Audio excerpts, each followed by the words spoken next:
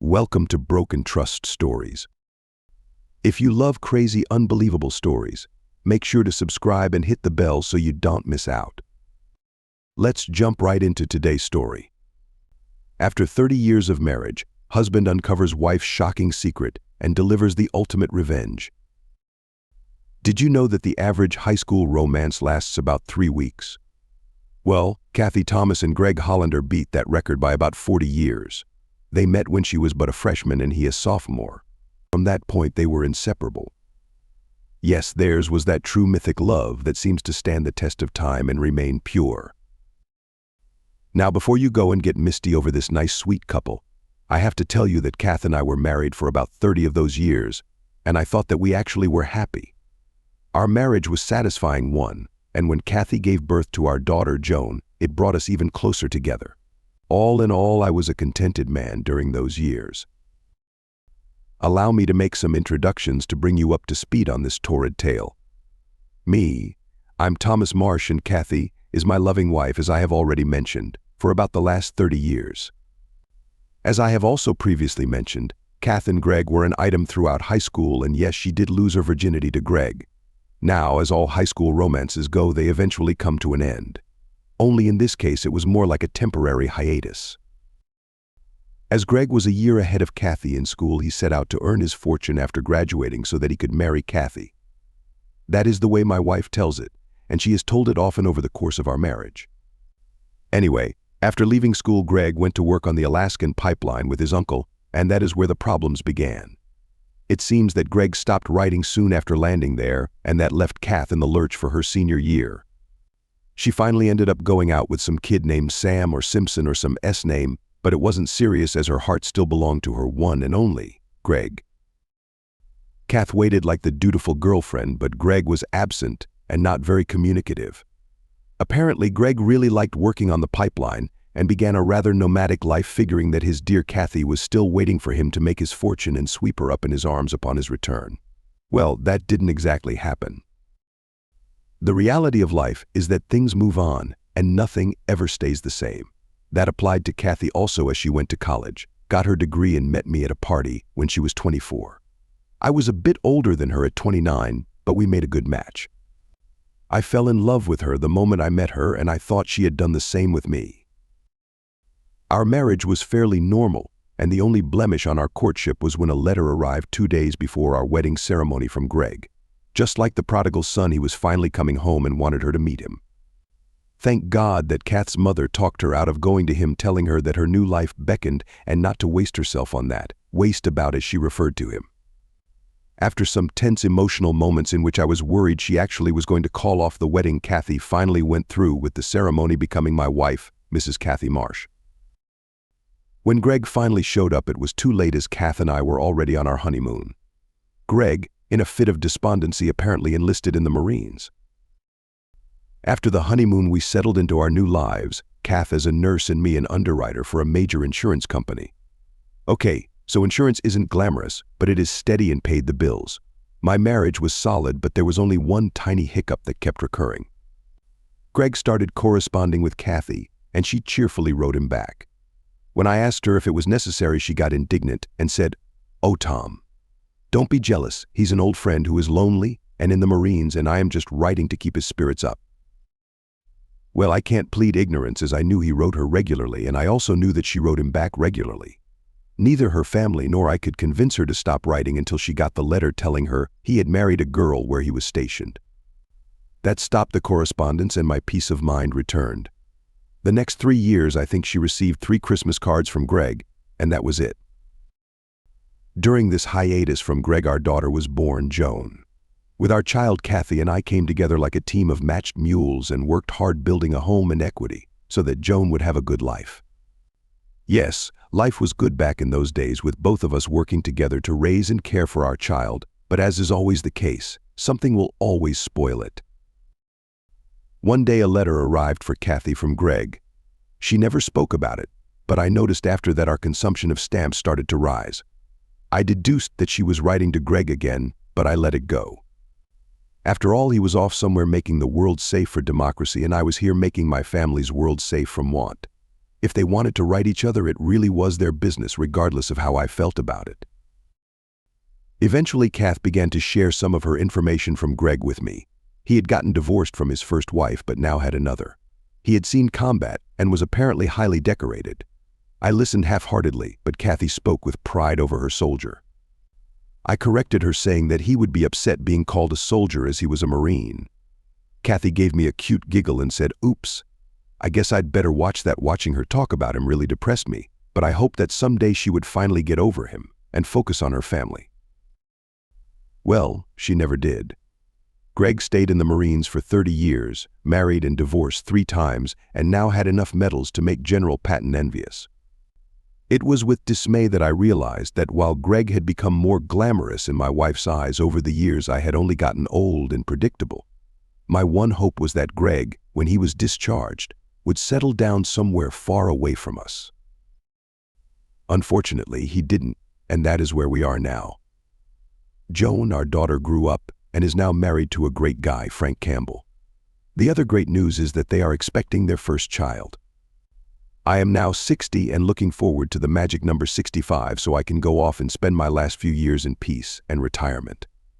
Kathy still looks beautiful and still can make my heart pump fast.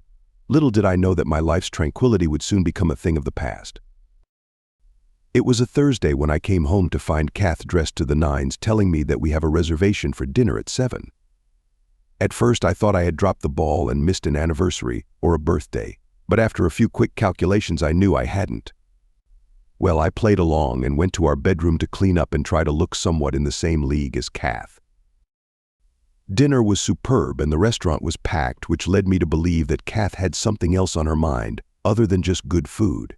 Towards the end of our meal, I looked at her and stated, "Okay, you can drop the bomb now. I'm in a good mood and will not make a scene." One of my quirks is that I will never get mad in public. Being in insurance, you never lose your cool where it can be seen, and it kind of overflowed into my private life. Kath knew this, and over the years, whenever she had something to say that she felt would upset me, she simply took me out to public place to break the news. Tonight I felt it was bad just by the look on her face. 30 years together and you get to know how to read your mate. Tonight I was getting bad vibes all over the board and I just knew it was going to ruin my night. She finally spoke the bad news with trepidation. "Tom, I think you should know that Gregg is back."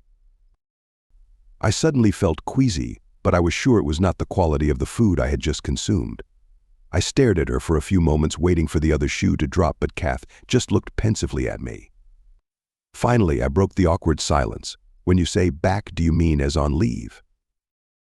She shook her head from side to side and very quietly spoke, "No, Tom, he's not on leave. He's been discharged and he bought a house 2 streets over from us." With those words, my panic level began to rise and I quickly interjected, "And he's going to live there with his what? His 3rd wife." Again, she quietly spoke, "No, he's gotten divorced again, but this time he had to lose some of his pension to her." I tried to quell my anger, but I couldn't, and I said, "Shit," just a little too loud. Some of the patrons nearby us looked at me in surprise. My expletive was not over the fact that Gregg had lost some of pension to his ex, but that he had moved close to us and I needed to know his motivation for that. I became more proactive. "Kathy, have you seen Gregg?" Her expression answered my question succinctly. She hadn't even answered when I fired my next question at her. "When and how, Kathy?"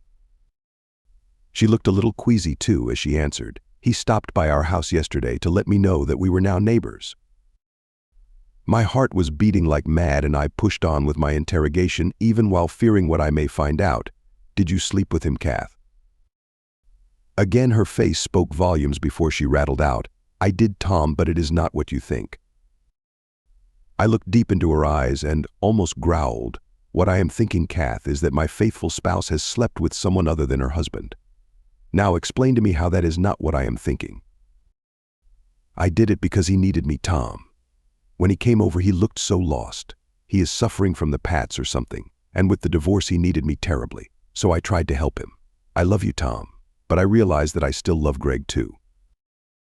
Well, there it was. My wife had slept with Gregg, and he was using PTSD and a divorce as his entrance ticket back into Kath's heart and her vagina.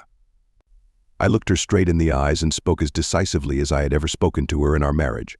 "All right, Kath, damage done. We can move past it and get our lives back, but you can never sleep with him again. Do you understand me?"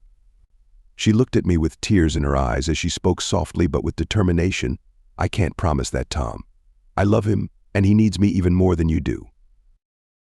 I was shocked to hear those words coming from her mouth, but was cognizant of the fact that a public restaurant was not the place to air our dirty laundry. I called the waiter over and asked for the check. 10 minutes later, we were in the car and heading home when I pushed it again. "Kath, how can you sleep with him knowing that I am your husband? Didn't you mean any of those vows we took together nearly 30 years ago? You remember the part about forsaking all others?" She openly started crying now, and between her sobs she blurted out, "I am sorry, Tom, but he needs me and we have found each other again. I can't bear the thought of losing him. ORU." I was stymied. What could I do or say that would make her give him up? With anger tinging my voice, I spoke loudly. "Well then, what do you propose? We alternate weekends? He gets you for New Year's, but I get you for Christmas? Come off of it, Kath. You can't have two men." She stopped sniffling and looked at me with a strange look on her face. "What about a leave of absence, Tom?" Now it was my time to be confused. "What the hell are you talking about, Kath?" She warmed to the subject. "Look, Tom, remember about 18 years ago when you took a leave of absence for a year to go back to school and get your master's degree? Well, you went, did what needed to be done, and then came back to your old position, and everything was fine." I shook my head in irritation. "Kath, how can you equate my getting a degree that would benefit the company and my family with your liaison with this shithead, which only benefits the two of you?" At this point, I pulled into my driveway and switched off the engine. Kath reached out and lovingly touched my face as she made her plea. "Tom, I missed my last year of high school with Gregg, and if I had had that year, we might not be facing the situation we are in tonight. Give me that year, Tom, and I will get Gregg out of my system, and I promise you, I will be the best wife I can for you. I need that time, Tom, please." I was sad, hurt, shocked, and depressed, and made the worst mistake of my life by allowing this breach of faith. "Okay, Kath, if that is what you want, you just go ahead and do what you please. But, and this a big but, don't ask me to sanction this, and just to be clear, for the entire year, I don't want to see you or hear from you in any capacity. Is that understood?" I was hoping that the draconian parameters I put on her leave of absence might just check her enthusiasm, but it was to no avail. It appeared that she had not heard a word I said after "okay," but she reached over and kissed my cheek, saying only, "Thank you, Tom. You'll see. You won't regret this." I shook my head and said, "Too late. I regret it already." That night she wanted to make love to me, but I just couldn't. Thinking about her with Gregg made me sick, and I didn't want to be physical with her. As we prepared for bed, I grabbed my pillow and told her I was sleeping in the guest room. I could see that this hit her hard, and I was glad, because maybe now she would reconsider where this leave of absence would lead to. The next morning I awoke and prayed that last night was just an aberration, and that Kath would think differently in the light of day. I was wrong. As I came into the kitchen, she was making breakfast and looking like she had just won the lottery. She smiled at me and pointed to the calendar we had on the wall. I couldn't help but notice that today was circled with a bold black line, the date, June the 6th. I sat at the table and thought of the irony of that date. In 1944, thousands of soldiers and sailors had sought to free Europe from a tyrant. Today I lost my wife to another oppressor. Kathy was almost giddy as she brought me my breakfast. As she set it down in front of me, she spoke. "I know you are worried, my love, but 1 year from today I will return to you and be yours alone. I really need this time to work it through and get him out of my system, and I promise you that you won't be sorry." She fairly beamed at me as she spoke again. "I called Gregg this morning while you were still sleeping and told him all about you allowing me a leave of absence, and he is picking me up in an hour." My heart was sinking with every word she spoke, but I had to give it one more shot. "Kath, you don't have to do this, and I wish you would give it more time before you do this foolish thing. You can't really be sure that in 1 year you will have gotten over this clown. You need to just put him out of your head and work on getting our marriage back on track. I am asking you to not take a chance on destroying us." She smiled at me as if I was daft, saying sweetly, "Tom, I know how much you love me by giving me this time. Trust me, I know what I'm doing, and in the end I will be back, and our marriage will even be stronger. Now, I have to finish packing, sweetheart, so finish your breakfast." And like that, she walked out of the kitchen, and for all intents and purposes our marriage too. I finished eating, although my food had no taste, and rose to get dressed. As I walked into our bedroom, I noticed that Kath had 3 big suitcases full of her clothes and toiletries. She smiled at me and sweetly said, "I guess I have all I need. Will you be a dear and take these bags to the porch for Gregg?" I looked at her blankly before replying. No, her face seemed to fall as she was shocked at my response. I followed my negative response up. "Look, if you're hell-bent to destroy 30 years of marriage, then you and shithead can take your bags out together. I will not help you in any way for you to go to this jerk's bed. Got it?" Kath looked as if she was going to cry before she testily replied, "He is not a shithead. Gregg is a wonderful man and a hero who served our country. That's more than you ever did." I looked away, muttering, "Yeah, he got medals, 3 meals a day, and traveled the globe, while I got to spend 5 days a week in a job to provide for you and our daughter. I guess you're right, it was nothing." Kathy dragged all her luggage downstairs to the drive and shot me evil looks with each bag she took. Within a few minutes, a car pulled into our drive, and a man who I can only assume was Gregg got out and began to load up her things. From our porch, Kathy called out to him that she would be right there, and then came back inside to see me. We awkwardly stood facing each other, and I broke the silence first. "If you are really going to do this foolish thing, remember the ground rules. I don't want to see you or talk to you during this entire year." I think that it was starting to really sink into her fevered brain what this might mean as she meekly replied, "I understand, Tom, but it will work out, you'll see. Remember that you agreed to give me a year." She waited for me to say something, but I was mute. Finally, with a more confused look on her face, she quietly said, "I really do love you." She leaned in to kiss me on the lips, but I turned my face at the last second so that she just brushed my cheek. I spoke rapidly. "I can't kiss you knowing that you are going to him." She started to tear up and then ran from the house and straight into his arms. As I stood in the front door, I watched her kiss him deeply, and rage welled up from deep inside my soul. 2 minutes later, my driveway was as empty as my heart, and I truly realized that my wife was now the woman of another man. I called in sick to work that morning and immediately went to the hardware store for new locks. I worked all morning replacing the locks in the house and changing the security codes on the alarm system. The good news was that it kept me busy and my mind off of Kathy, but when I was done, the sadness returned like a wave breaking on a beach. Next, I did what any man would do. I unplugged our house phone and proceeded to get gloriously drunk. The bender I was on was really more of a quest for finding relief from the pain I was in over losing Kath, but it was a bust. My bout with bacchanalia lasted through Sunday morning. At that point, I ran out of booze, and it was good as I felt that I was going to die, physically, spiritually, and mentally. I went to bed and fell into a deep sleep, only to woken by a pounding somewhere in the house. I woke slowly and stumbled along, trying to find the noise, which turned out to be my daughter Joan pounding on the front door. When I let her in, she looked shocked at my condition and the odor of booze that clung to the entire house. Her first words were, "What the hell is going on, Dad?" I tried to focus. The hammers in my skull were making it hard, but I managed to croak out, "What do you mean?" She looked at me as if I had grown a second head, and at that point I was wondering if I had too. She grabbed me and headed to the kitchen. "You need some coffee and food, Dad, and then you're going to explain to me what brought this all on." An hour later, with some food on my stomach and coffee in my hand, I related everything I knew about her mother and Gregg. To say she was shocked was an understatement. "Dad, let me get this straight. She wants a leave of absence from your marriage for a year to reconnect with her old high school flame and let the romance run its course." I nodded and replied, "Yup, that's about it." Her next words were the same ones I had been asking myself since Friday. "What are you going to do, Dad?" I looked at her, and the words just seemed to emerge from my lips without conscious thought. "Tomorrow I am calling in sick again and going to see a lawyer." She looked sad and began to make excuses for her mother. "I can't believe Mom would do anything like that. Could it be a mental breakdown?" I looked at her with a blank face as I woodenly replied, "I have no idea, Joni." She looked at me with a sadness I had never seen on her face before. "I don't know what to say, Dad.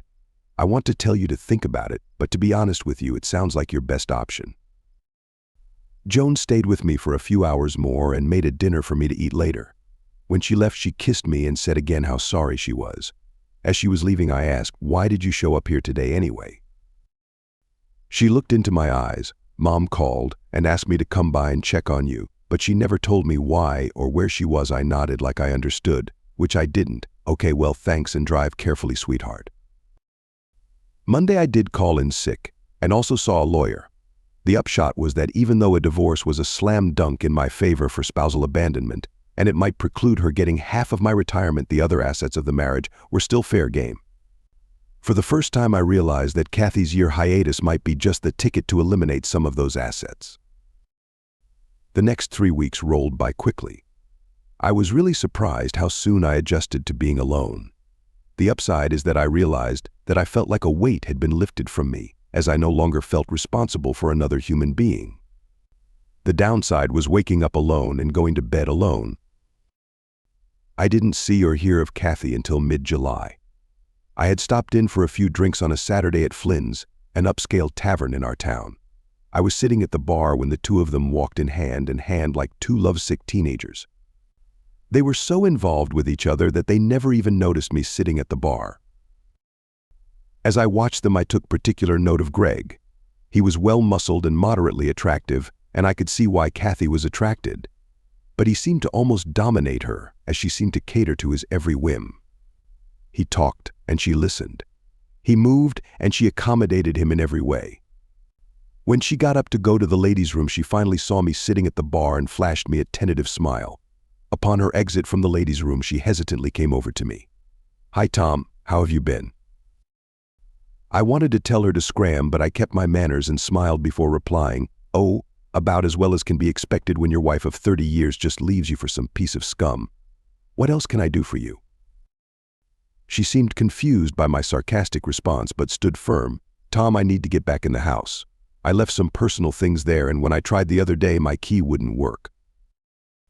I kept smiling and used a friendly tone as I responded, "Oh, wow, Kath, sorry about that. However, you haven't been surprised that your key doesn't work at my house, as you no longer live there. As for getting back in, I don't think so, but thanks for asking." She just stood looking at me with a bewildered expression before I spoke again.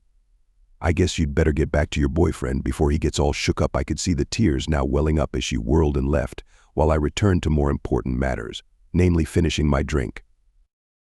2 minutes later, I felt a rough hand on my shoulder as I was spun around in my chair to be greeted by a very ticked-off-looking Gregg. "Hey, asshole, you made my girl cry, and I don't like that." I could sense he was getting ready to punch me, and my heart started pounding, as I knew that this guy probably could kill me before any help could arrive. With more conviction than I felt, I went on the offensive. "Hold on, Spartacus. If anyone has a right to be ticked, it's me. That is my wife you are talking about, not your girl, and since you stole her, you don't have jack shit to say about what goes on between the two of us. Now get this straight, asshole. You can punch me out and impress her, but how impressed are the cops going to be with you?" I could see the wheels spinning in his head and knew that Gregg was not one of the great thinkers of the world, but it heartened me enough to continue on with my verbal onslaught. "Now, shit for brains, you have two choices. 1, punch me out and spend a year in jail, or 2, back out of my face and go sit your dumbass down." My heart was pounding in my chest, and inside a part of my brain was screaming, "Why did you antagonize him? He will kill you." But I kept up my facade of bravado as Gregg stood there mulling over his options. Thankfully, the manager came over at that point and asked what the problem was. Gregg looked at him belligerently before replying, nothing, as he turned and slowly retreated back to Kathy. 5 minutes later, they paid their bill and left. As I went home that night, I wondered what personal thing Kathy had wanted from the house and determined to find out. I spent about 3 hours going through cabinets and drawers without luck until I pulled out the drawers from her bureau. Under the drawers were letters addressed to Kathy from Gregg.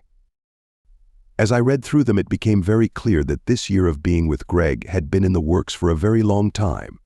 One of the letters, dated 5 years earlier, stated, "It was a relief to know that you still want me as much as I want you. When I come home, I want us to be together, so you will have to find some way of getting rid of that wimp of husband of yours." Reading through them all was like reading a trashy porn novel. In most of them, he describes either what he intends to do to Kathy or what they did do in high school. By the time I finished, I was finding it a lot easier to be without Kath. I did not see or hear from Kath until September 1st, which was my birthday.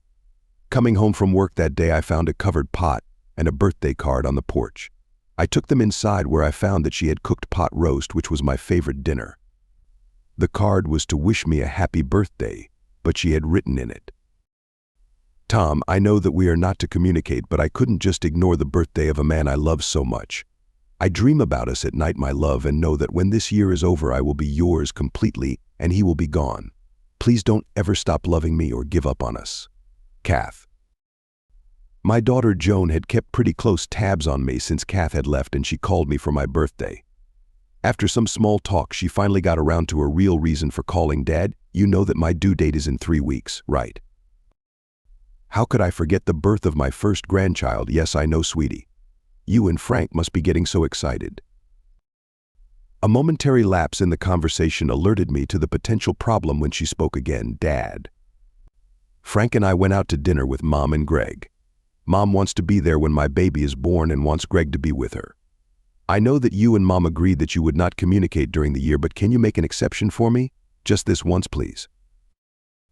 I was a little taken aback by finding out that Joan and her husband had dined with those two, but I would not spoil the birth of her first child. "Okay, Joan, she can come and bring shithead along if she must."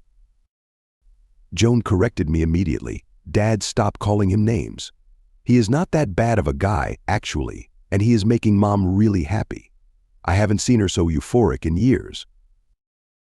Now I was taken aback, and then I felt a flush of anger overtake me as I spat out, "Wow. First you're all dining together, and now you are defending him. I don't know what he has, but I sure wish I could bottle it. Soon he will have taken my entire family from me.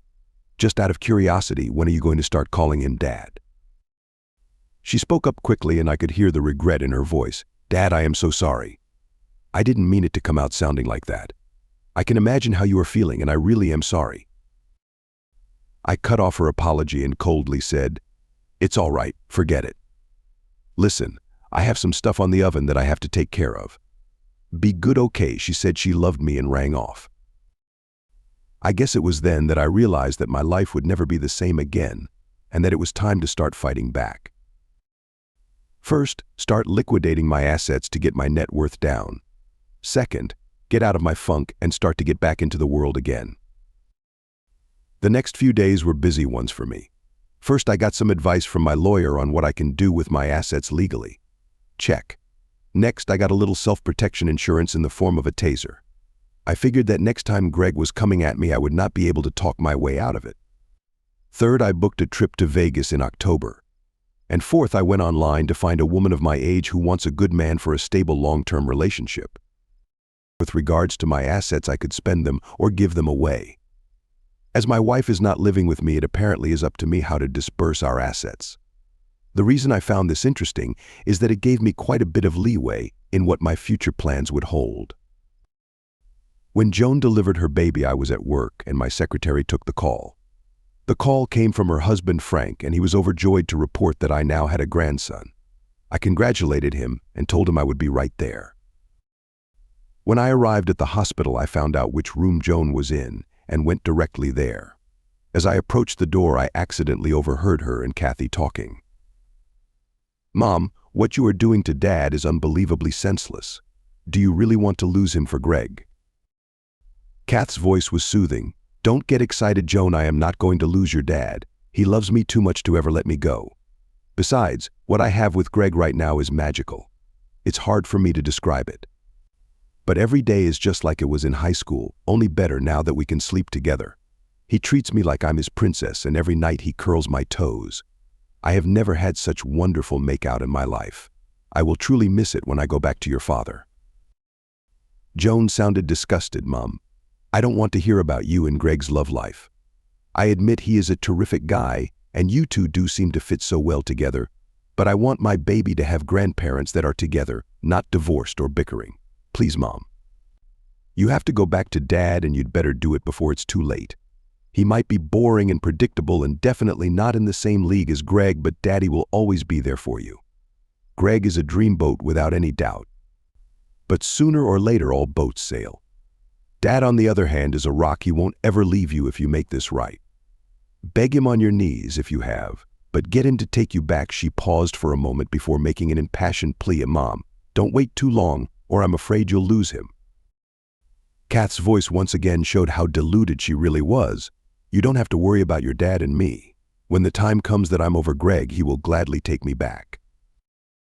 Joan's voice was a little skeptic. "I understand that you think you know Dad, but I have seen and talked to him, and he is definitely changing, and it doesn't seem for the better. He seems bitter and more detached since you left him. Are you really willing to risk 30 years of a good marriage, all over being with your high school crush?" I had heard enough, so I chose that moment to enter the room and with a forced smile called out, "Hey, Mommy, congratulations on your new son. You two kids must be delighted." I went over and hugged Joan but pointedly ignored Kathy. I know it was immature to ignore her, but it was getting easier to do in my life. Kathy gave me a dirty look, but Joan was elated as she asked, "Did you see him yet, Dad?" I shook my head. "No, baby. I came directly up to see how you are doing." Finally, tired of being snubbed, Kathy interjected in a less than cordial tone, "Hello, Tom, how have you been?" I looked at her for a moment, replying in a polite but non-committal tone, "Good," and then I returned my focus to Joan, asking her about the delivery and the name for the child. At the last question, Joan's face lit up, and she burst out happily with, "Frank and I both agree that we want to name our baby Thomas. After you, Dad." It was at that point that Kathy sullenly left the room, telling us she was going to see the baby. When she left, I took Joan's hands and held them as the tone of my voice became serious. "Joan, you already know that your mom and I are probably not going to make it." I could see the truth of my words hit her hard. "No, Dad, don't think like that. She'll come around soon and be home again." I felt my eyes misting as I continued, "Baby, I realize now that I was never enough for your mother," which explains why she continued to write shithead. "I guess something will have to happen soon." Her face registered shock and disbelief. "What?" I smiled a sad smile. "In the next few months I am going to start divorce proceedings after I tidy things up just a bit." She was in tears as she replied, "Oh, Dad, I told Mom that she should be begging you to come back, but it really is too late, isn't it?" I nodded my assent. Yes, I couldn't take her back now. The memories of her deceit would be too much for me, but please don't tell her anything yet, all right? She nodded and then pulled me down for a kiss. We talked a few more minutes about a myriad number of things, but pointedly avoided all reference to my wife or her boy toy. Finally, I told her I would be back tomorrow and left her to see the baby. I found my way to the nursery and discovered my grandson among the numerous babies there. I was in awe over how small and precious he was, and I realized that he was beautiful. Frank immediately came over to my side, putting himself between me and Kathy and Gregg. With a smile on his face, Frank handed me a cigar. "Here, Dad, have a smoke to celebrate." I put the cigar in my pocket and clapped him on the back. "I'll save it for later, son." "Thank you." Looking at my wife and her lover holding hands like two kids made me sick to my stomach. "Look, Frank, I'll come back tomorrow when it isn't so crowded. If you know what I mean." Frank smiled a knowing smile. "I understand completely, Dad, and don't blame you a bit."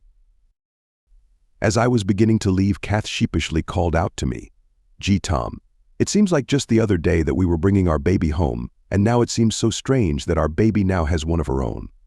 I don't know where the time went, but it went too soon." I looked at her still holding hands with Gregg and replied as non-committally as I could, "Well, Kath, it looks like you two now have all the time in the world." She looked perplexed as I left them standing there. October came, and it turned out to be the best month for me since Kathy left. I took a trip to Vegas with the intention of playing the tables and losing as an excuse to draw down our joint assets. But what made the trip so good was a hooker I met while I was there. Her name was Miranda, and she was a mature woman in her 50s. I was surprised that she was still in the occupation, but she said a lot of men want an older woman, and in my case she was right. Miranda was expensive, but she made me feel more alive than I had in years. For the first time since she left me, I really didn't miss Kath at all. Miranda was good both in bed and out of it, and seemed to take an interest in me as she milked me for all the information about my soon-to-be ex-wife and her new lover. Before the night was over, she knew as much about me as I did myself. Miranda was stunned by my story, and as she was leaving that night, she gently caressed my face. "Tom, I have only known you a few hours, but I want to tell you something. You are a good man, and that is not all that common. Trust me on this, as I should know. I've seen and been with thousands of men, and I can count on one hand the number I truly liked and respected. You are one of them. Your wife doesn't have a clue what she is going to lose. One thing, though. Don't let her actions and stupidity change you. You are honest and good, and those are your strengths. Don't corrupt them. And if you are ever back in town, call me, as I would really like to see you again. Miranda and Vegas left me more confused than I had been when I arrived. I thought about Miranda's words and realized that she had a valid point. I was going to screw over Kathy for betraying me, but she had been a good wife and mother for 30 years before the betrayal. No, I would be fair and walk away from this marriage a broke but honest man. When I returned from Vegas, I told my lawyer to start preparing the paperwork for the end of the year. I also decided that I needed to know a little more about Gregg Hollander. With the recommendation of my lawyer, I hired a firm to get his history from high school to now. The firm was expensive, but I didn't care, as half of it would be coming from Kathy's end. The firm was also reputed to be very thorough and assured me that they would have all the information I requested before Christmas. I also asked my boss about relocating within the company. At first he was shocked, as I had always said I would never move, but that is when I still had a family. He told me he would make inquiries in the home office and let me know. Thanksgiving was the next hurdle I had to get over. Joan called me about a week before the holiday to ask if I would have dinner with them. When I asked if her mother and the slug were going to be present, she hesitantly told me yes. When I heard that, I firmly told her no and hung up. Surprisingly, it was my son-in-law who next approached me. Frank called my office and asked to meet me. We agreed on the time, and I met him in a bar downtown that was convenient to both of our workplaces, ostensibly for a quiet drink. That night when we met, I could see that he was agitated. After our preliminary greeting, I wound up ordering 2 double scotches. I could sense that something was bothering my son-in-law, so I sat back and listened to Frank fill me in on what was happening with my wife and daughter. "Dad, you wouldn't believe the 2 of them. It's Gregg this and Gregg that. You'd swear that he was that guy on the beer commercial. You know, the most interesting man in the world." He stopped talking to take a sip of his drink. I was surprised, as I thought he was coming here tonight to talk me into coming over for Thanksgiving. I had to know, so I asked, "Do I take it, Frank, that you don't like the esteemed Mr. Hollander?" Frank looked at me with anger written all over his face. "Dad, that man is an arrogant, self-centered, self-serving blowhard. He is so in love with himself that for the life of me I don't see where he has anything left over for Kathy." Realizing what he just said, his face became crestfallen and he quickly backpedaled. "I'm sorry, Dad, I meant no disrespect." I gave him a smile. "Don't worry, son. None taken. When did you start calling her Kathy instead of Mom?" He looked downcast. "When she left you. I have never had any respect for her since then." I was interested now. "Why does it bother you that she left me, if I may ask?" His face once again was aglow with anger. "I'm sure that you've noticed in all the time I have been with Joan that I never talked about my parents with you guys, and I appreciated you never asking about them. The truth is, my mother cheated on my father. Well, my parents split after that, and my father never got over it. He drank himself into an early grave, and my mom was killed with her lover in a car wreck. I don't like cheaters, and now that Kathy is one, I really cannot stand her anymore. I put up a front for Joan's sake, but I'm worried." I had never known about Frank's parents before and felt his pain, but I was also perplexed as to the source of his worry. "Frank, you say you're worried. What is bothering you, son?" He took a long pull on his drink and called for another round. Then he faced me. "I'm probably going to piss you off when I tell you this, but you asked. The old saying, like mother like daughter, scares me. If Kathy has turned into a cheating lady and keeps harping to my wife how glorious it is, how long do you think it will be before Joan gets it into her head to try out some new talent also? We've got 1 cheating lady, how long before we have 2? My eyebrows rose on that one. "I think I see your point." I joined him in taking a long pull on my drink as I pondered my next move. "Look, Frank, don't get disheartened. I have some irons in the fire, and I think things might begin to change by the new year. I also want to tell you, strictly between us, that I have some plans that should make Christmas a good one for you and Joan, but not so much for others, if you get my drift." Frank smiled for the first time since sitting at the bar, and spent the next 15 minutes questioning me, but to no avail. As we were wrapping up our meeting, I smiled again. "Didn't you forget something, Frank?" He looked perplexed. "Not that I can think of, Dad." I took him by the shoulder. "Aren't you supposed to try and convince me to be the bigger man and come for Thanksgiving?" Frank's grin spread across his face like a flooding river. "Sorry. Okay, are you coming for Thanksgiving, Dad?" I shook my head in a negative response. "No, but I appreciate the invite."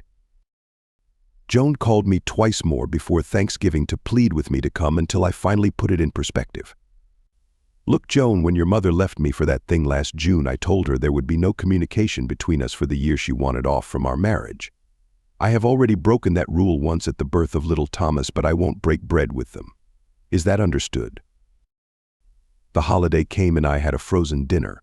I was alone and sad, but in a better place than if I had to watch Kathy and Gregg make doe eyes at each other. December rolled in, and with it the specter of another family holiday. I dreaded it, but knew that this would be the last one I would have to endure. December proved to be a fruitful month. First, the company offered me a position in Spokane, Washington, starting in January if I was interested. I told them I was. Second, the private investigator's report came back on Mr. Hollander, and it was a doozy.